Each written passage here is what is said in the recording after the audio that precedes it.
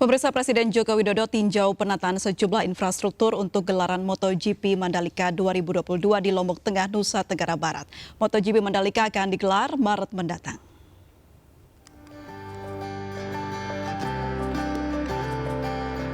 Tiba di Bandara Internasional Lombok Zainuddin Abdul Majid, Presiden Jokowi yang didampingi sejumlah menteri langsung mengecek sejumlah fasilitas bandara yang akan digunakan sebagai akses masuk Provinsi Nusa Tenggara Barat bagi penonton dan peserta MotoGP Mandalika 2022. Usai mengecek fasilitas bandara, Presiden kemudian meninjau pembenahan jalan dan penataan sejumlah fasilitas menunggangi motor custom miliknya.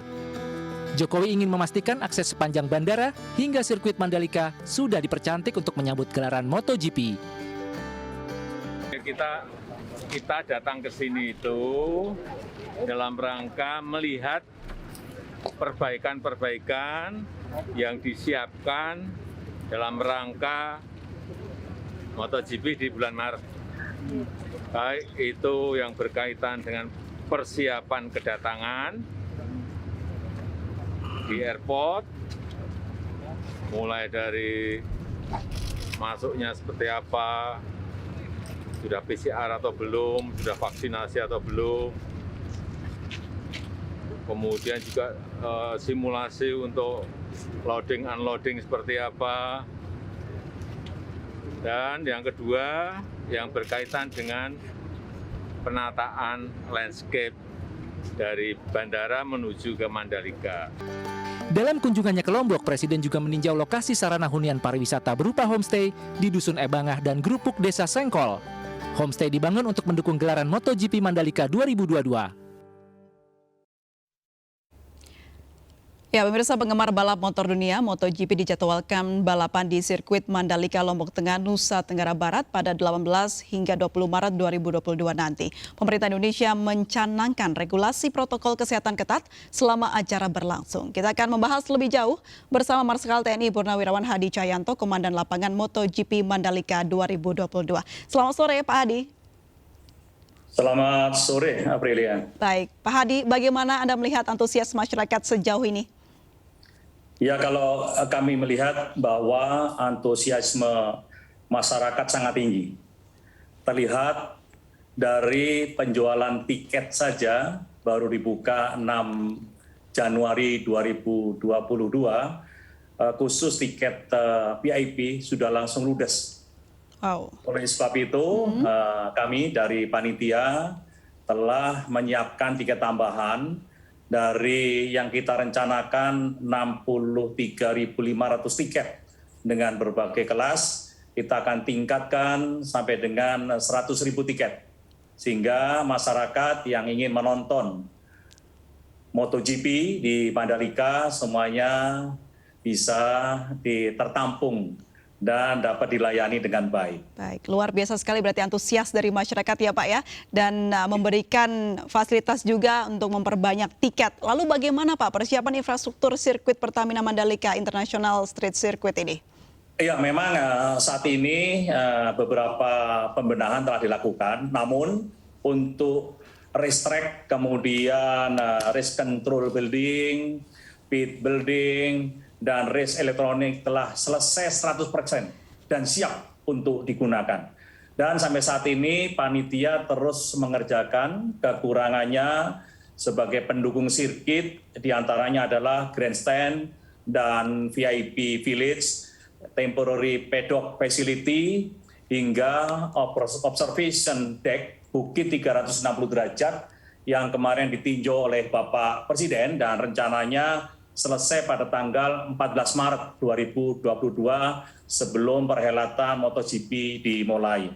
Tetapi kita juga menyiapkan sarana-sarana secara maksimal di luar sirkuit, diantaranya adalah pembangunan dan perbaikan baik di area di depan sirkuit, dan rencananya selesai pada sebelum gelaran MotoGP Maret 2022 berlangsung.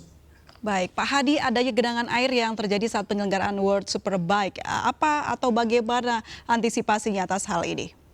Ya, saat ini dilakukan pembenahan khusus, kita membenahi drainase yang ada di dalam sirkuit yang bisa diintegrasikan dengan drainase yang ada di luar. Oke. Dan di luar juga kita perbaiki drainase menuju ke lagun, dan di sana kita pasang pompa air di mana air yang berasal dari sirkuit nanti ketika keluar dari sirkuit langsung dipompa menuju lagun atau danau yang ada di tepi pantai.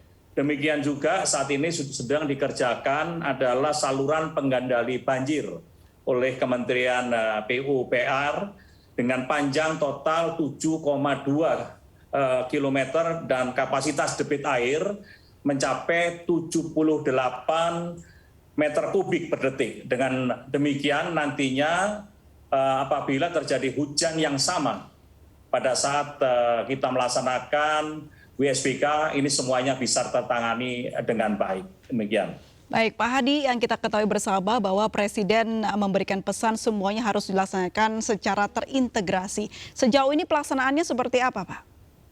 Ya, memang peningkatan infrastruktur terus kita lakukan, termasuk juga di dalamnya adalah melakukan pengintegrasian sistem yang ada. Salah satu contoh adalah kemarin Bapak Presiden juga telah mengunjungi bandara, dan di bandara mulai dari masuk bandara pengecekan e-Hajj, kemudian masuk ke imigrasi, kemudian juga masuk ke tempat custom clearance, semuanya infrastruktur yang ada sudah terintegrasi dengan baik. Demikian juga dengan pelaksanaan pelebaran jalan.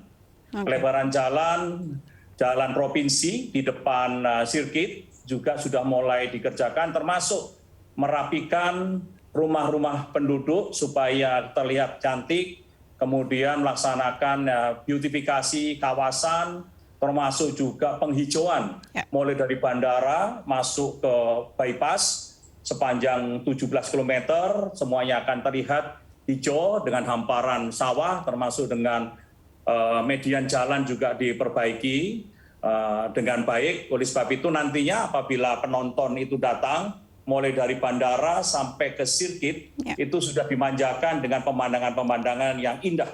Termasuk juga kita laksanakan beautifikasi atau kita berikan peningkatan estetika terhadap bukit-bukit yang ada di sekitar sirkuit Mandalika dengan bunga-bunga bougainville, kemudian bunga bungur yang tingginya udah ada 1 meter sampai 2 meter, sehingga kita lihat pemandangan yang bagus di sekitar sirkuit Mandalika. Jadi targetnya ini penonton akan disuguhkan dengan pemandangan yang tak terlupakan sepulang dari menonton Mandalika, Pak, ya? Sirkuit Mandalika ini juga kita gunakan sebagai destinasi sport tourism yang menjadi unggulan, termasuk juga tempat mais yang juga nyaman bagi para pendatang ke Mandalika. Oke, luar biasa sekali. Selain disuguhkan dengan pemandangan yang luar biasa indah seperti yang dikatakan Pak Hadi tadi, tentunya protokol kesehatan juga harus dipikirkan dengan matang ya Pak Hadi ya.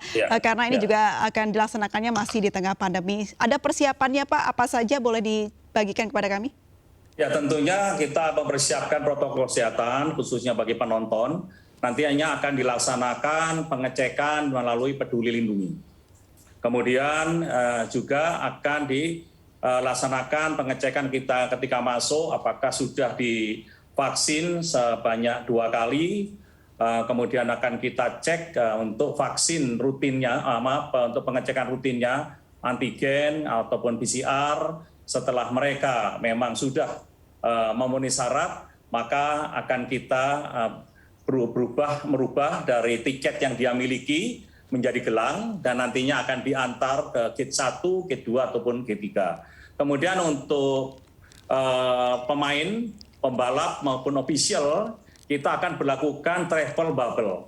Sehingga mereka 2 hari sebelum masuk ke Bandara Internasional Lombok, mereka harus sudah menyerahkan hasil PCR, kemudian datang ke Lombok, landing, akan mengikuti prosedur mulai dari pemeriksaan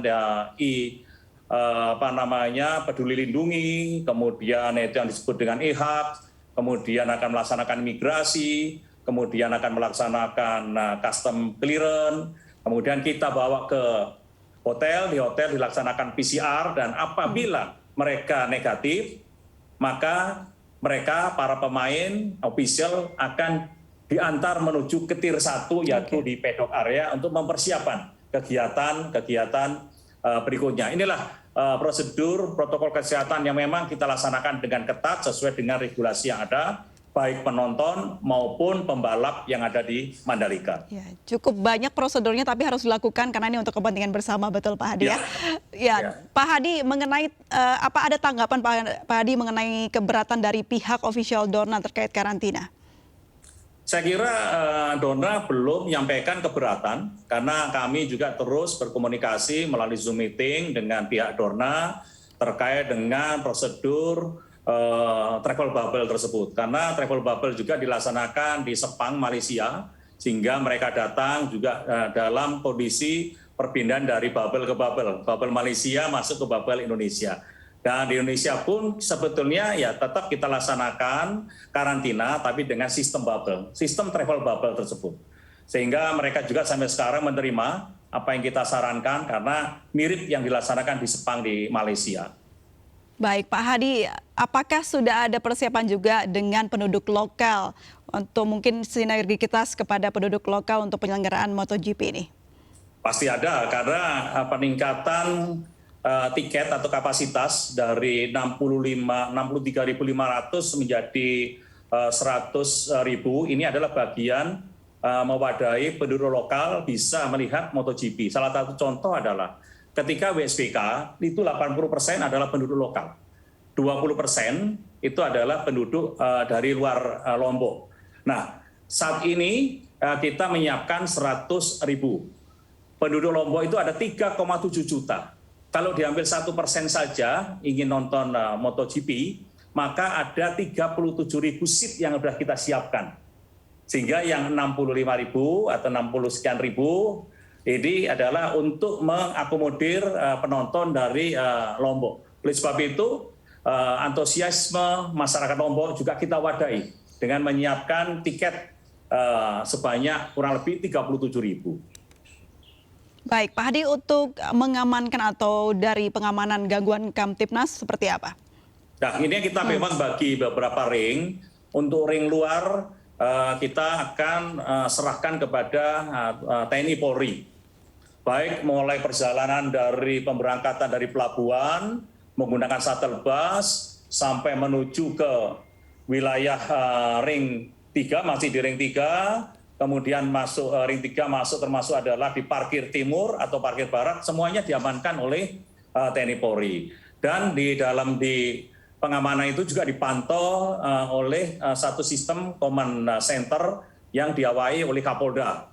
Kemudian di dalam sendiri itu nanti ada pengamanan, itu dari pengamanan dalam juga dilengkapi dengan CCTV sehingga penonton akan merasa aman nyaman.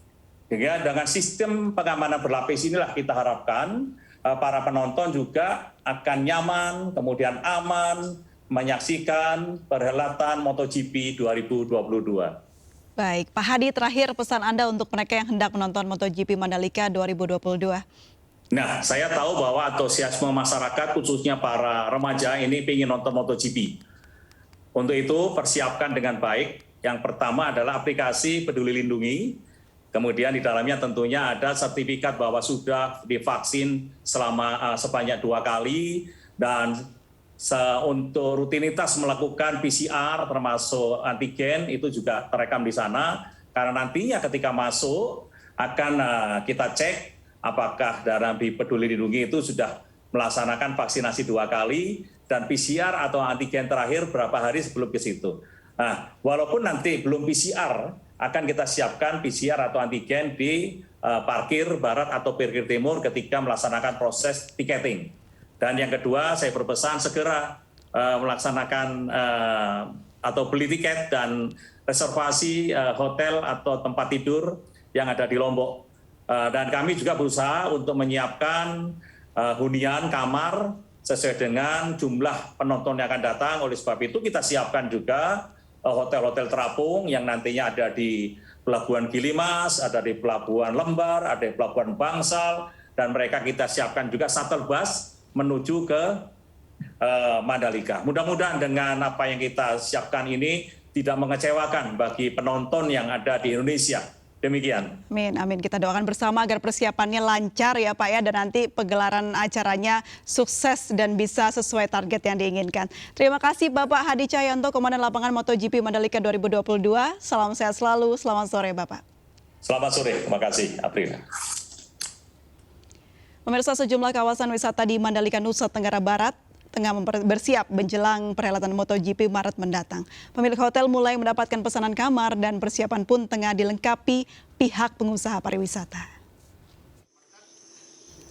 Ketersediaan kamar hotel bagi penonton maupun pengurus dari perhelatan internasional MotoGP 2022 masih ada. Lebih dari 2.000 kamar tengah disiapkan dari homestay hingga hotel berbintang. Walaupun jumlah kamar terus ditambah, pengusaha pariwisata memaparkan bahwa setidaknya kawasan Mandalika harus menyiapkan kamar untuk 75.000 penonton MotoGP. Sejumlah hotel di kawasan ini mulai penuh pesanan dan pihak pengusaha pariwisata pun masih berbenah demi kenyamanan para wisatawan yang datang. Kami masih akan kembali usai jeda berikut, tetaplah bersama kami di MNC News.